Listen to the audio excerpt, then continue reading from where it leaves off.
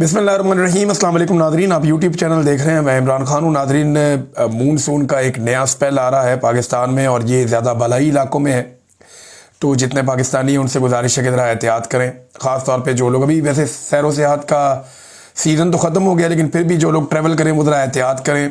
16 से 19 सितंबर तक, यानी 2 दिन के बाद ये स्पेल शुरू होने जा रहा है और 19 तक, अगले 3 दिन तक, ये 3-4 दिन ये जारी रहेगा, तो आप लोग बहुत एहतियात करें। अलीपुर में बंदोबस्त किया जा रहा है, शायद किसी आम शख्सियत ने वहाँ पे आना है और रातों रात वहाँ पे सड़कें तामीर हो रही हैं। वहाँ के लोग कह रहे हैं जी हम तो सैलाब में फंसे हुए हैं, इनको अपने सड़कें सीधी करने की पड़ गई है और मरम पट्टी हो रही है सड़कों की। मैंने आपको पिछले वीलॉग में बताया था। तो वो एक्चुअली जो एक गाना तैयार करना है उसमें मियाँ नवाज शरीफ साहब को इन करना अभी बाकी है। अब नवाज शरीफ साहब की कोई पुरानी वीडियो निकाल कर लगाई जाएगी या उन्हें दोबारा नए सिरे से सैलाबज़दा इलाकों में लाया जाएगा। बहरहाल नवाज शरीफ साहब की एक एंट्री अभी करवाई जाएगी और उन्हें पहुंचाया जाएगा किसी सैलाबज़दा इलाके में, ताकि एक जाली स्टेज बनाकर वहाँ पे लोगों को इकट्ठा करके नवाज शरीफ साहब को मौका दिया जाए कि वो लोगों से बातचीत करें। तो ये एक तरह की रीलॉन्चिंग होगी मियाँ साहब की। तो अलीपुर में कुछ बंदोबस्त किए जा रहे हैं, मे भी मियाँ साहब आएँ, हो सकता है वो वहाँ पे ना आए, मरियम नवाज पहुँचे या कोई और वहाँ पे पहुँचे, या शहबाज शरीफ किसी बैनुल-अक़वामी शख्सियत को लेकर पहुँच जाएँ पैसे इकट्ठे करने के लिए। लास्ट टाइम आपको याद है ये अक़वाम मुत्तहिदा के सेक्रेटरी जनरल को लेकर आ गए थे कि जनाब देखिए हम तबाह हो गए, बर्बाद हो गए, सब लुट गया, ख़त्म हो गया। फिर इनको जो पैसा मिला वो पैसा भी इन्होंने सैलाब मुतासरीन के ऊपर खर्च नहीं किया। ये एक बंद की मैं तस्वीर देख रहा था, ड्रोन से तस्वीर बनाई हमारे एक दोस्त ने, बड़ी दर्दनाक तस्वीर है। पूरा एक बंद है, दोनों तरफ उसके पानी है और लोग ऐसे उसके ऊपर भरे हुए हैं। एक क़यामत सुगरा का एक मंजर है, खुला आसमान है, ख़वातीन रो रही हैं, बच्चे रो रहे हैं, बड़े बड़े जवान जो हैं वो बिलक के रो रहे हैं, परेशान हैं कि हम जाएं कहाँ पे। इतनी बेबसी है लोगों की, और हुकूमत जो है वो सिर्फ एक मखसूस बंद के इलाके में वहाँ जाती है, एक ख़ास एरिया पहले सेलेक्ट किया जाता है, वहाँ पे इंतज़ामिया पहुँचती है, सिक्योरिटी सारा बंदोबस्त हो जाता है, फिर हुकूमत के लोग पहुँचते हैं, वो वहाँ पे अपनी टिकटॉक बनाते हैं और निकल जाते हैं।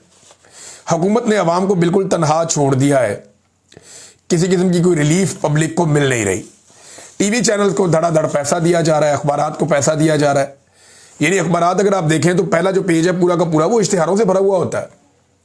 महकमा मौसमियात का इश्तिहार लगा हुआ था नवाए वक्त में, मैं हैरान हो रहा था आधे सफ़े का, ज़रूरत क्या है उसकी। धड़ाधड़ इश्तिहारात मिल रहे हैं, सबको मिल रहे हैं, अखबारात को भी मिल रहे हैं, टीवी चैनल्स को भी मिल रहे हैं। बस उनको ये कहा गया है कि आपने तबाही और बर्बादी नहीं दिखानी। 1-2 टीवी चैनल्स ने ब्लैकमेल करने के लिए कोई रिपोर्टें चलाई, फिर उसके बाद उनको इश्तिहारात दिए गए, डाउन चला गया मामला। आप ज़रा सोचें कि ये जो तबाही और बर्बादी डिजिटल मीडिया अपने बहुत थोड़े से फंड से दिखा रहा है। यानी डिजिटल मीडिया का एक जर्नलिस्ट जो है उसके पास क्या होता है, एक ऐसे मोबाइल फ़ोन होता है, एक सिंपल एक माइक होता है और बस कुछ नहीं, वो उसके साथ कवरेज करता है। सैलाब ज़दगान के साथ ही वो कहीं रोटी खा लेता है, वहीं पे कहीं रात गुजार देता है, उठता है फिर वहीं पे काम शुरू कर देता है। अब मुझे आप बताएं ना कि ये जो जिनका रोज़ का बजट 1000 रुपया है, मैक्सिमम 1000-1500 होगा, 2000 हो जाएगा बहुत ज़्यादा कर लें तो, और जिनके पास जो सामान है वो 50,000 से भी कम का है, वो लोग कवरेज कर रहे हैं और वो कुछ दिखा रहे हैं जो कोई नहीं दिखा रहा।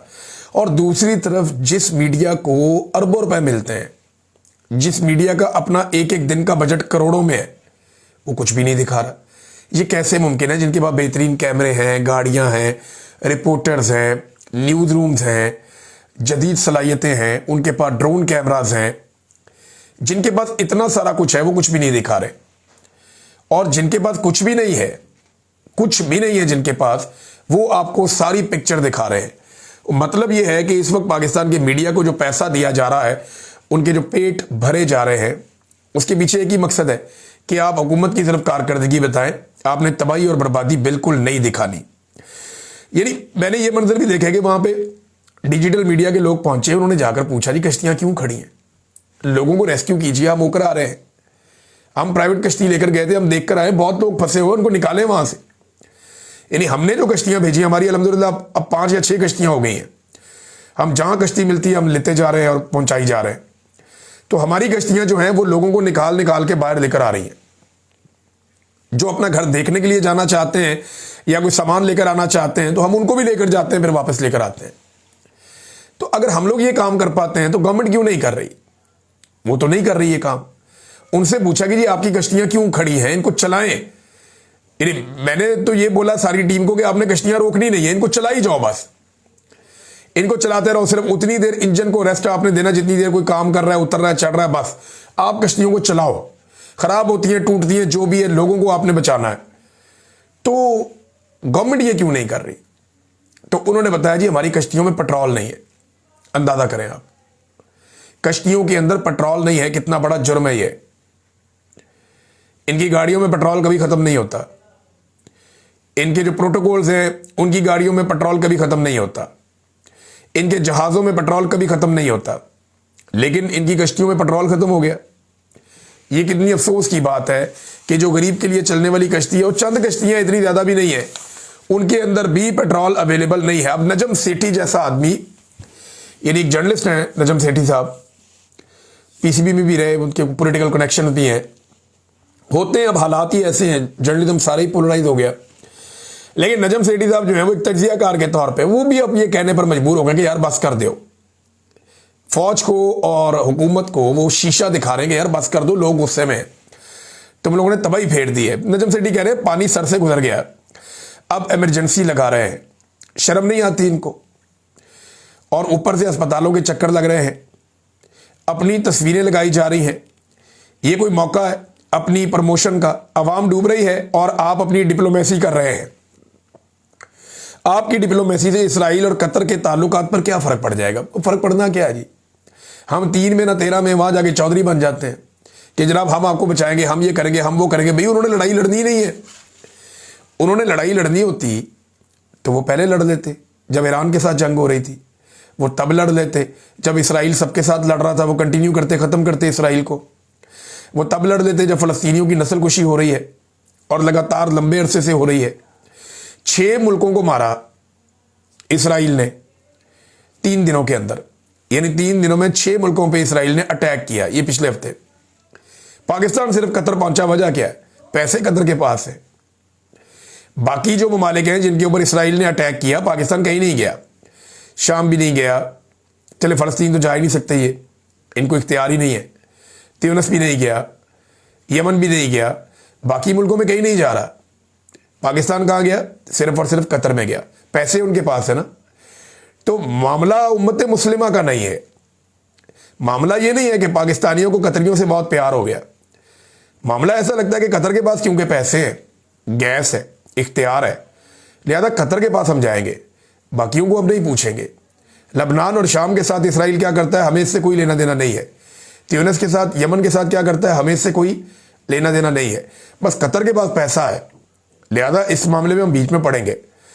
तो ये आपकी ख्वाहिश रह जाएगी कि वो आपके लिए एक लड़ाई लड़े और आप उस लड़ाई से फ़ायदा उठाएं।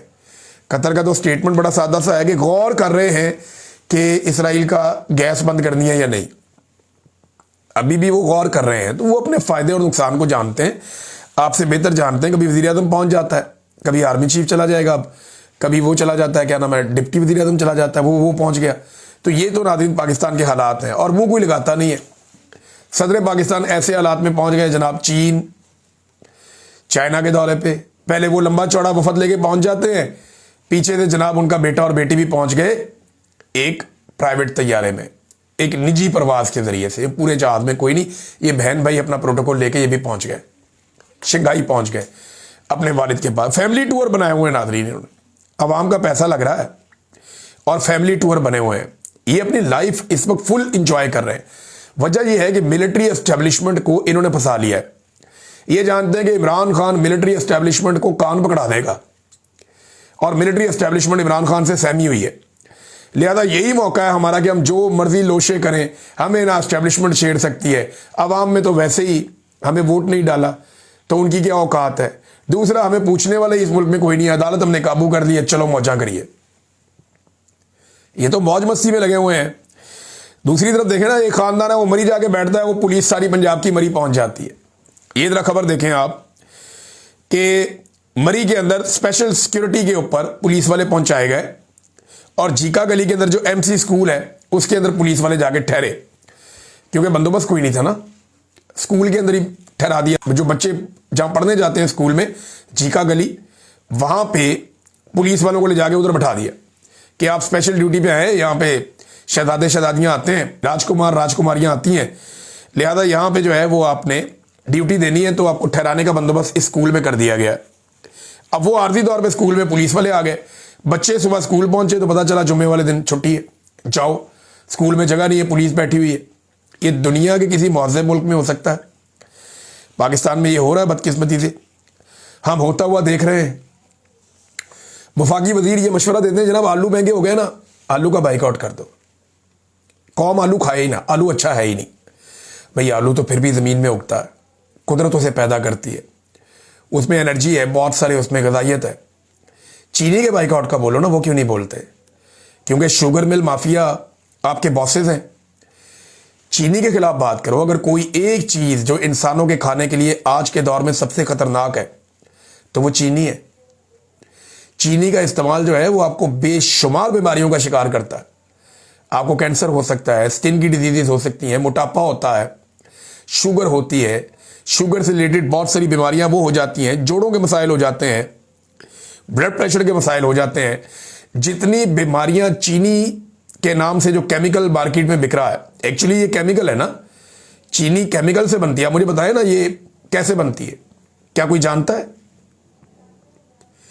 गन्ने से तो गन्ने का रस बनता है और उससे जो है वो गुड़ बन जाता है, गुड़ से आप उसको पीस ले तो शक्कर बन जाती है, बस इतना ही है।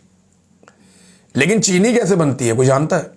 ये केमिकल्स डाले जाते हैं, उसका रंग उड़ाया जाता है, उसको सफ़ेद रंग के क्रिस्टल में जो तब्दील किया जाता है, ये केमिकल्स हैं जो करते हैं। और ये केमिकल्स आपके जिस्म पे वो नुकसानात पहुंचाते हैं जिनसे आप कभी बाहर नहीं आ सकते, नाकाबिले तलाफी नुकसानात पहुंचाते हैं। तो चीनी का तो एक दाना भी जहर है, उसका बाइकआउट हम नहीं करते। अगर हम चीनी का बाइकआउट कर दें ना हमारी कौम सिर्फ, तो एक माफिया को पूरे को लगाम पड़ जाएगी, बेड़ा ही गर्क हो जाएगा इनका, इनके पल्ले कख नहीं बचेगा। ये अरबों खरबों रुपया चीनी से निकालते हैं हर साल और अवाम के पेटों से निकालते हैं। बहरहाल वहां पे नहीं कहेगा, वफाकी वजीर हनीफ अब्बासी साहब थे, उन्होंने जी आलू के बाइकआउट का मशवरा दिया, चीनी के बाइकआउट का मशवरा दें ताकि कौम का कोई भला भी हो। नाज़रीन, पाकिस्तान तहरीक इंसाफ ने एक नया मिशन शुरू किया है और ये पाकिस्तान तहरीक इंसाफ का इनिशिएटिव है और सोशल मीडिया के ऊपर अब इसे देख रहे हैं। अहमद खान साहब हैं कनाडा में, गालिबन उन्होंने इसका आगाज़ किया था और उनका आगाज़ जो है वो अब फैलता जा रहा है। ये है मिशन नूर। ये क्या है, सिंपल मैं आपको करूं तो ये है कि अनाउंसमेंट ये की गई है कि 20 तारीख को, 20 सितंबर की रात को पाकिस्तान में 9 बजे तमाम लोग अपने घरों की छतों पर आएँ और आज़ान दें और उसकी वीडियो बनाकर सोशल मीडिया पर डाल दें। सोशल मीडिया पे इसलिए डाल देंगे सारी दुनिया को पता चल जाए कि लोग आज़ान दे रहे हैं, वो एक तहरीक बन जाए। और आज़ान देने का मतलब यह है कि अल्लाह रब्बुल इज़्ज़त से इस जालिम रजीम के ख़िलाफ़ मदद मांगना, यानी जालिम हुक्मरानों से निजात के लिए दुआ है एक कि हम अल्लाह को पुकार रहे हैं। देखिए हर हाल में हम लोग अल्लाह को ही पुकारते हैं, जब भी मुश्किल आती है हम सबसे पहले अल्लाह को पुकारते हैं। मैंने बहुत सख्त टाइम देखा, मैं सिर्फ अल्लाह रब्बुल इज़्ज़त से मदद मांगता था, उसने मेरी मदद की भी है। तो अल्लाह को ही पुकारना चाहिए। बल्कि मुझे याद है अच्छी तरह, मैं जब उस कैद में था तो कभी कभी मैं आज़ान देता था, यानी मेरा दिल करता था मैं आज़ान दूं तो मैं आज़ान देता था, क्योंकि अल्लाह को पुकारने का एक बेहतरीन तरीका है वो, तो मैं आज़ान देता था, मुझे याद है। तो ये मिशन नूर है, एक अच्छी बात है। इसमें लोग अपनी तकालीफ, अपनी मुसीबतें, जो इंसानी हकूक़ की पामालियाँ हो रही हैं, जो जुल्म जबर फस्तायत है, जो मिलिट्री एस्टेब्लिशमेंट ने एक जाली रजीम मुसल्लत करके लोगों को कुचल दिया है, लोग अल्लाह रब्बुल इज़्ज़त से मदद मांगेंगे, अल्लाह से रुजू करेंगे। फ़लस्तीन के बारे में भी दुआ करें, बाकी दुनिया में जहाँ जहाँ मुसलमान पिस रहे हैं उनके बारे में भी दुआ करें। और ये एक नुक्ता आगाज़ है मिशन नूर के बारे में जो मैंने सुना है, एक ये नुक्ता आगाज़ है। इसके बाद बाकायदा एक तहरीक शुरू करने का इरादा है पाकिस्तान तहरीक इंसाफ का। ये एक डिफरेंट एंगल से आ रहे हैं। वैसे मिशन नूर की अनाउंसमेंट से कुछ परेशानी तो है, जो ताकतवर हल्के हैं उन्हें, कि ये एक नया सिलसिला। पाकिस्तान तहरीक इंसाफ की ये खूबी है कि वो आराम से नहीं बैठते, वो कुछ ना कुछ करते रहते हैं और किसी ना किसी तरीके से लोगों को इकट्ठा करना जानते हैं। तो अब एक ये नई चीज़ है, मैंने कहा मैं आप तक पहुंचाऊं कि यहाँ पे क्या होने जा रहा है इसको रिपोर्ट भी करेंगे, फर्दर इस पर हम बात करते रहेंगे। नादरीन, शहबाज राणा साहब हमारे एक बड़े अच्छे जर्नलिस्ट हैं, बिल्कुल किसी किस्म की कोई कंट्रोवर्सी उनके हवाले से नहीं है, मैं बड़ी अच्छी तरह उन्हें जानता हूँ। शहबाज राणा साहब एक्सप्रेस न्यूज़ में प्रोग्राम करते हैं, बड़े मोतबर सहाफ़ी हैं। हम लोग तो बहुत सारे सहाफ़ी पाकिस्तान में क्रिटिसाइज़ किया जाता है कि आप फलाने को ज़्यादा मारते हैं, फलाने को कम मारते हैं, लेकिन शहबाज राणा साहब हर दौर में बड़ी अच्छी जर्नलिज्म करते रहे। अब उन पर भी मुकदमा कर दिया गया। वजह यह है कि वो हुकूमत को एक्सपोज कर रहे थे और माशी पॉलिसियों को बेनकाब कर रहे थे, हर चीज़ लाकर सामने रख देते थे। लिहाजा अब उनके ऊपर भी मुकदमा दर्ज करके उनकी आवाज़ को दबाने की भी कोशिश की जा रही है। नाज़रीन, तैमूर झगड़ा साहब से एक मामला शुरू हुआ था, आपको याद होगा मैंने आपको रिपोर्ट किया था कि वो एंटी करप्शन में चले गए और उन्होंने कहा कि जितने आरओज हैं, जिन लोगों ने मेरे हल्के का रिजल्ट दिया है, जो ब्यूरोक्रेसी वहां मौजूद थी, उनको बुलाया जाए और बुला के पूछा जाए कि क्या मैं इलेक्शन हारा हूं। वो मामला खुलना शुरू हो गया। ब्यूरोक्रेसी ने एंटी करप्शन के साथ कोऑपरेट नहीं किया, जिन्होंने किया वहां मामला खुल गया कि इलेक्शन तो तैमूर झगड़ा जीता था, लेकिन फॉर्म 47 जाली जारी कर दिए गए बाद में। अब जब यह मसला खुला तो इलेक्शन कमीशन बीच में आ गया, उसने अपनी कहानियां शुरू कर दी, लेकिन एंटी करप्शन को चला रहे हैं वहां मुसद्दिक अब्बासी साहब, वो डट गए हैं। सूरत हाल क्या है मैं डिटेल्स आपको बताऊंगा, लेकिन एक सादी बात आपको बताऊं कि ना इलेक्शन कमीशन, ना पाकिस्तान की एस्टेब्लिशमेंट और ना ही सूबाई हुकूमत खैबर पख्तूनख्वा की ये चाहते हैं कि तैमूर झगड़ा साहब को उनकी नशिस्त वापस मिले। ये मैं आपको कैटेगोरिकली बता रहा हूं कि सूबाई हुकूमत इसलिए नहीं चाहती कि तैमूर झगड़ा इमरान खान साहब की जानिब से वजारत आला की एक चॉइस हो सकते हैं। हालांकि इमरान खान ने कई दफ़ा कहा कि उनको काबीना में शामिल किया जाए, लेकिन गंडापुर साहब ने उन्हें काबीना का हिस्सा भी नहीं बनाया अभी तक। तो तैमूर झगड़ा साहब ने सिस्टम को अभी जकड़ा हुआ है और वो जिद में लगे हुए हैं कि मैंने हर फॉरम का दरवाज़ा खटखटाना है। और ये ठीक है बात कि एंटी करप्शन के जरिए से आप बुलाएं, उनको पूछें तो सही ना कि भाई तुमने जो फॉर्म जारी किया था असली कौन सा है और नकली कौन सा है, तो मामला सीधा हो सकता है। नादरीन, एक रिपोर्ट आई है और ये ड्रॉप साइट न्यूज़ ने ये इंकशाफ किया है, ये बहुत इंपॉर्टेंट है, मैं आपके सामने रख देता हूँ जाते जाते। ये कॉमनवेल्थ और यूरोपियन कमीशन ने तारीख में पहली बार पाकिस्तान के 2024 के इंतखाबात में बड़े पैमाने पर पाकिस्तानी फौज की जानिब से की गई धांधली की रिपोर्ट को छुपाया। यानी रिपोर्ट छापी जाती है लेकिन उसको छुपा लिया गया। ये बड़ी अहम बात है। यानी रिपोर्ट क्या कहती है, उसको छुपा लिया गया, छापा नहीं गया। कॉमनवेल्थ और यूरोपियन कमीशन, अब ये मगरबी तंजीमें हैं, अब इनका काम ये था कि ये पाकिस्तान में बताते क्या हुआ है। वो रिपोर्ट क्या कहती है, अब ये इंकशाफात सामने आए हैं और ड्रॉप साइट न्यूज़ ने इंकशाफात किए हैं। वो बताते हैं कि 2024 के इंतखाबात में बड़े पैमाने पर धोखाधड़ी हुई, जिसकी वजह से मिलिट्री एस्टेब्लिशमेंट की हमायत याफ्ता पार्टियों को अवाम की मर्जी के खिलाफ हुकूमत दी गई। वोटर ने जेल में बंद साबिक वज़ीर-ए-आज़म इमरान खान की पार्टी तहरीक इंसाफ के हक में बड़ी तादाद में वोट दिया, लेकिन बज़ोर ताकत नताइज को तब्दील कर दिया गया। कॉमनवेल्थ की रिपोर्ट में कहा गया कि हुकूमत ने लोगों के बुनियादी हुकूक जैसा कि आज़ादी इज्तिमा, आज़ादी इज़हार राय और तंजीम बनाने की आज़ादी को पामाल किया। पाकिस्तान की मिलिट्री एस्टेब्लिशमेंट ने कॉमनवेल्थ से इस रिपोर्ट को दबाने की दरख्वास्त की, जिसकी हैरानकुन तौर पर उस वक्त की कॉमनवेल्थ की सेक्रेटरी जनरल पैट्रिशिया स्कॉटलैंड ने इसकी तामील की और एक ऐसी रिपोर्ट को दबा दिया जो पाकिस्तानी फ़ौज की हमायत याफ्ता हुकूमत के इक़्तिदार को बरकरार रखने के लिए बड़े पैमाने पर इंतखाबी धोखाधड़ी को उजागर करती थी। ये कॉमनवेल्थ की 70 साल तारीख में पहला मौका है कि उसने अपनी इस तरह की इंतखाबी रिपोर्ट को छुपाया।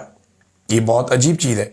कॉमनवेल्थ सेक्रेटेरिएट की रिपोर्ट को 8 फरवरी 2024 इंतखाबात के चंद रोज़ बाद शाया होना चाहिए था, लेकिन ये आज तक कॉमनवेल्थ की वेबसाइट से गायब है।